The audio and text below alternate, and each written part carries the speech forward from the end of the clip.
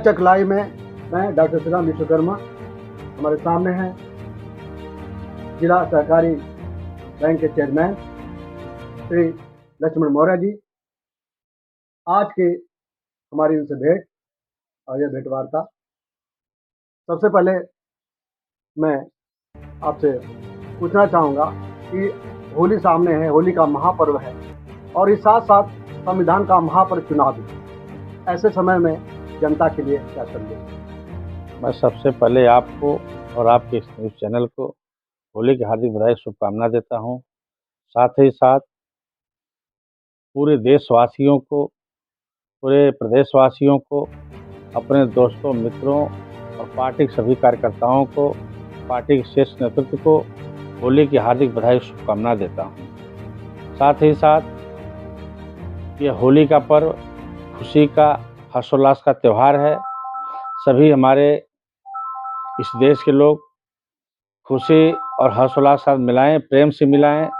जो इसका एक मैसेज देश में दिया जाता है कि होली सभी रंगों का एक मिश्रण है।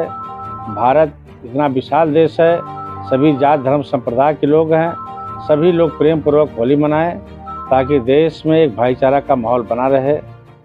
और 2024 का साथ ही साथ चुनाव है और 2024 के चुनाव में आपका एक एक वोट महत्वपूर्ण है।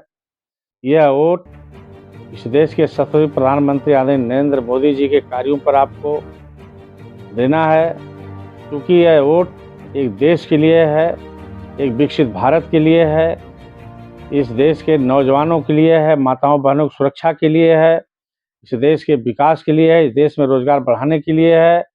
क्योंकि एक वोट की कीमत इधर उधर मत करिएगा, क्योंकि 2024 में पुनः आदरणीय नरेंद्र मोदी जी देश के प्रधानमंत्री जी बनने जा रहे हैं। मैं इन्हीं शब्दों के साथ अग्रिम बधाई देता हूँ आदरणीय अपने नेता आदरणीय नरेंद्र मोदी जी को कि आप इस देश के पुनः प्रधानमंत्री बने, इस देश को विकसित करें, नौजवानों के लिए एक अच्छा माहौल बने, उनके नौकरी के लिए, उनके विकास के लिए, उनकी शिक्षा के लिए, उनके रोजगार के लिए जितना आप चिंतित रहते हैं, इस देश का नौजवान भी होली के अवसर पर, होली के माहौल में आपको इस देश के प्रधानमंत्री बनाने के दृढ़ संकल्प है। इन्हीं शब्दों के साथ मैं इस समस्त देशवासियों का पुनः हार्दिक दिल से स्वागत अभिनंदन करता हूं।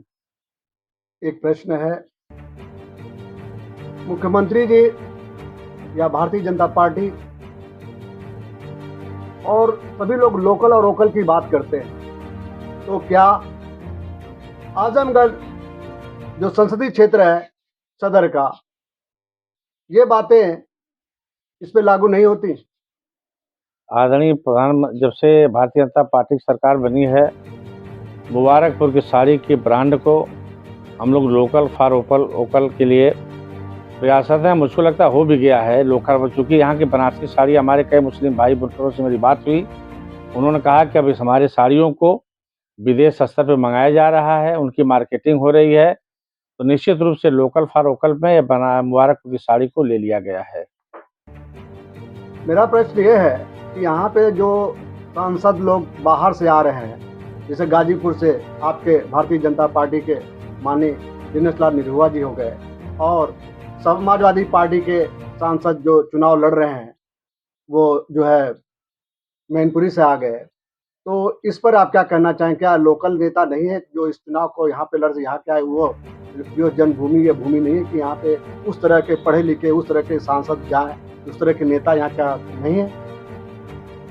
देखिए, दिनेश लाल निरहुआ की कर्मभूमि आजमगढ़ है, क्योंकि भोजपुरी दुनिया में इन्होंने कई पिक्चरें आजमगढ़ में बनाई, यहाँ की लोगों को रोजगार देने का काम किया। क्योंकि अपनी पिक्चर में मुझको लगता है कि 90% यहाँ के जो भी उसके एक्टर हैं सब आजमगढ़ जनपद से हैं, और उसका घर आजमगढ़ में ही एक प्रकार सटा हुआ, चूँकि आजमगढ़ से सटा हुआ है। क्योंकि जो हमारे समाजवादी पार्टी के सांसद हैं, चाहे आदरणीय नेताजी जब इसके पहले सांसद हुआ करते थे, 5 साल चुनाव जीतने के बाद कभी नहीं आए। दूसरी बार सांसद माननीय अखिलेश यादव जी आए, माननीय अखिलेश यादव जी जब सांसद हो गए उसके बाद नहीं आए। तीसरा चुनाव जब 2023 का हुआ, उसमें जो है धर्मेंद्र यादव जी चुनाव लड़े और चुनाव जब हार गए तो आज तक कभी आजमगढ़ में दिखाई नहीं दिए। लेकिन दिनेश लाल निरहुआ चुनाव लड़ने के बाद, जब 2019 में भी चुनाव लड़े थे, उसके बाद लगातार आजमगढ़ आना जाना उनका रहा। और 2000 इधर उपचुनाव भी जब लड़े हुआ, उसके बाद भी उनका आना जाना रहा। और सांसद बनने के बाद भी लगातार वो आजमगढ़ में रहे हैं। इसलिए जब जनता को काम चाहिए और जितना काम इस प्रत्याशी ने, भारतीय जनता पार्टी के प्रत्याशी दिनेश लाल निरहुआ ने किया आजमगढ़ जनपद में, उतना मुझको लगता है कि इसके पहले कोई भी सांसद इस जनपद में आज तक नहीं किया। इसके लिए मैं कोटि कोटि बधाई अपने सांसद दिनेश लाल निरहुआ जी को देना चाहता हूं कि आपने अथक प्रयास से, चूँकि मुख्यमंत्री जी के बहुत ही करीबी हैं, आदरणीय प्रधानमंत्री जी के बहुत ही चहेते प्रत्याशी हैं, और इन्होंने सबसे बड़ी चीज़, जो भारत में जो उत्तर प्रदेश हमारा भोजपुरी, एक प्रकार से उसको भोजपुरी का प्रदेश माना जाता है, और इन्होंने भोजपुरी को पूरे दुनिया स्तर पे जो उन्होंने इसको उठाने का काम किया अपने पिक्चर के माध्यम से, अपने भाषण के माध्यम से, अपने कार्यों के माध्यम से, यह भी कार्य अद्वितीय। अब तक किसी सांसद ने इतना नहीं करने का काम किया। 2024 का ये जो महापर्व है चुनाव का संसदीय, तो इस संबंध में आप जनता से क्या कहना चाहेंगे?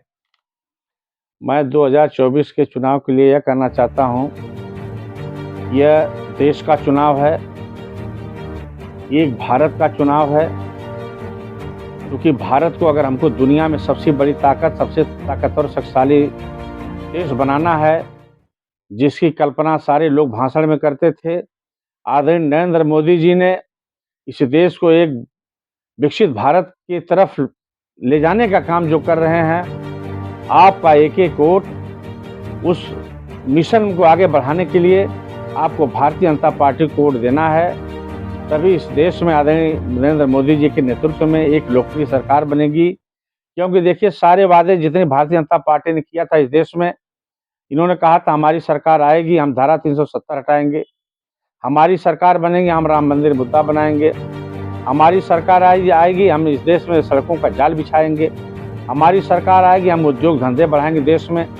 इतनी बड़ी औद्योगिक समिट आदरणीय नरेंद्र मोदी जी के नेतृत्व में पूरे देश स्तर पे हुआ है। सभी प्रदेश में जो तमाम ऐसे कंपनी के उद्योगपति हैं, जो अब हमारे देश में कंपनी उद्योग लगा करके इस नौजवानों को नौकरी देने का काम करेंगे। अभी तो स्टार्टिंग है, अभी तो एक प्रकार से कहा जाए तो स्टार्टिंग है, लेकिन जब 2024 में पुनः प्रधानमंत्री जी इस देश की शपथ लेंगे, उसके बाद आप देखिएगा इस देश में कितना चौमुखी विकास होगा।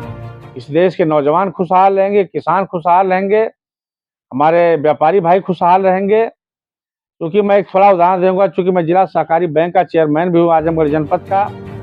जब से इधर आदरणीय अमित शाह जी इस देश के सहकारिता मंत्री बने हैं, इस प्रदेश के आदरणीय योगी जी के नेतृत्व में इस प्रदेश के मंत्री माननीय JPS राठौर जी बने हैं। इन लोगों के प्रयास से आप देख रहे हैं कि पूरे प्रदेश में सहकारिता की तरफ जो क्रांति आई है, इस किसानों के लिए रामबाण का काम करेगी। वह सरकार की सोच भी है कि हम इस देश के किसानों की आमदनी को दूना करें, और दूना करने की तरफ सरकार पूरी तरह प्रयास है। उनको कम ब्याज पे उनको लोन दे रही है, उनको खाद बीज मुहैया करा रही है, अच्छे किस्म की बीज दे रही है, अच्छे किस्म की खादें मिली। अब देखिए, कहीं खाद की कहीं कालाबाजारी नहीं हो रही है, कहीं नंबर 2 की खाद नहीं बिक रही है। ये सब सरकार के प्रयास से है, जो कि पूरी तरह सरकार यह इस देश के नौजवान, किसान, व्यापारी सबके लिए दिल संकल्पित है कि हम इस देश को इतना मजबूत बने, इतना शक्तिशाली बने कि भारत ही विश्व गुरु कहलाने के श्रेणी फिर खड़ा हो जाए।